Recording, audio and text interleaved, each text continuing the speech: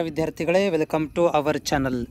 ಈ ವಿಡಿಯೋದಲ್ಲಿ paramedical physics ಸಬ್ಜೆಕ್ಟ್ದಿಂದ ಪ್ರಥಮ ವರ್ಷದಲ್ಲಿ ಓದುತ್ತಿರುವಂಥ ವಿದ್ಯಾರ್ಥಿಗಳಿಗೆ ಫಿಸಿಕ್ಸ್ ಸಬ್ಜೆಕ್ಟ್ ಇರುತ್ತೆ. ಆ ಒಂದು ಸಬ್ಜೆಕ್ಟಿಂದ ಥರ್ಮೋಡೈನಮಿಕ್ ಯೂನಿಟ್ದಿಂದ ಒಂದು ಆಸ್ಮಾಸಿಸ್ ಒಂದು ಡೆಫಿನೇಷನ್ ಇದೆ. 3 ಮಾರ್ಕ್ಸ್ಗೆ ನಿಮಗೆ ಎಕ್ಸಾಮಲ್ಲಿ ಕೂಡ ಕೇಳಿದ್ದಾರೆ ಆಸ್ಮಾಸಿಸ್ ಅಂದರೆ ಏನು ಅಂತ.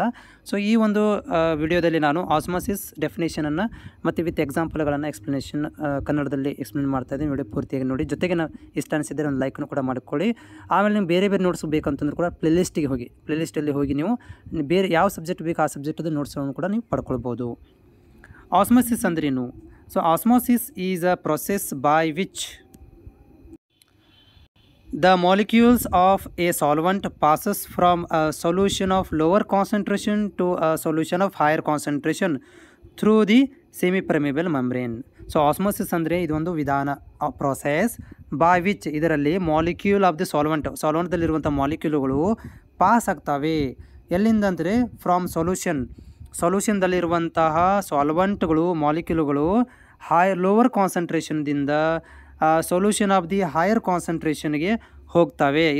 ಇದರ ಮುಖಾಂತರ ಸೆಮಿ ಪರ್ಮೇಬಲ್ ಮೆಂಬ್ರೇನ್ ಮುಖಾಂತರ. ಇದಕ್ಕೆ ನಾವು ಆಸ್ಮೋಸಿಸ್ ಅಂತ ಕರಿತೀವಿ. ನೋಡಿ, ಇನ್ನೊಂದು ಸಲ ಹೇಳ್ತೀನಿ. ಆಸ್ಮೋಸಿಸ್ ಅಂದರೆ osmosis is a process by which the molecule of a solvent passes from the solution of lower concentration to a solution of higher concentration. ಅಂದರೆ ಸಾಲ್ವೆಂಟ್ದಲ್ಲಿರುವಂಥ ಮಾಲಿಕ್ಯೂಲ್ಗಳು ಒಂದು ಲೋ ಕಾನ್ಸಂಟ್ರೇಷನ್ ಆಫ್ ದ ಸೊಲ್ಯೂಷನ್ದಿಂದ ಹೈ ಕಾನ್ಸಂಟ್ರೇಷನ್ ಆಫ್ ದ ಸೊಲ್ಯೂಷನಿಗೆ semi permeable membrane ಮುಖಾಂತರ pass ಆಗಿ ಹೋದು ಅಂದರೆ ಆ ಒಂದು ವಿಧಾನಕ್ಕೆ ನಾವು ಏನಂತ ಕರಿತೀವಿ? ಆಸ್ಮೋಸಿಸ್ ಅಂತ ಕರಿತೇವೆ.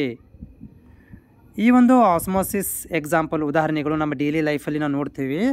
Feeling thirsty after having a salty food.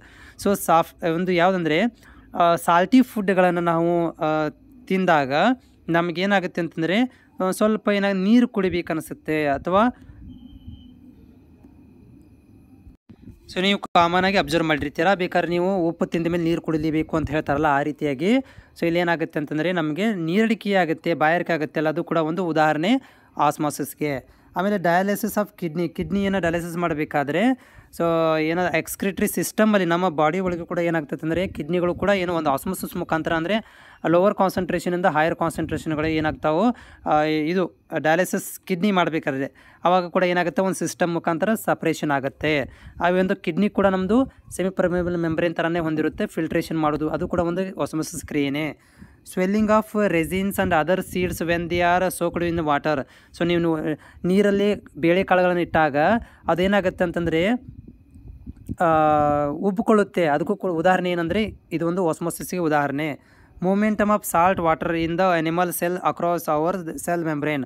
So salt water in the animal cell ಒಳಗಡೆ ಸೊ ಒಂದು ಮೆಂಬ್ರೇನ್ ಮುಖಾಂತರ ಸೆಲ್ ಒಳಗಡೆ ಎಕ್ಸ್ಚೇಂಜ್ ಆಗುತ್ತಿಲ್ಲ, ಅದು ಕೂಡ ಒಂದು ಉದಾಹರಣೆ ಆಸ್ಮೋಸಿಸ್ಗೆ.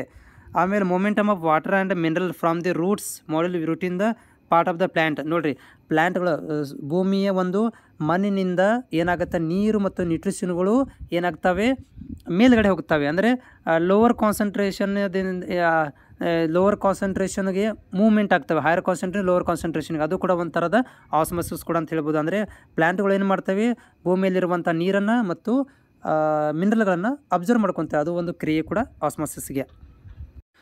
ಸೊ ಈ ಒಂದು ಆಸ್ಮೋಸಿಸ್ ಒಳಗಡೆ 2 ಟೈಪ್ಸ್ ಇದ್ದಾವೆ. There are 2 types of osmosis.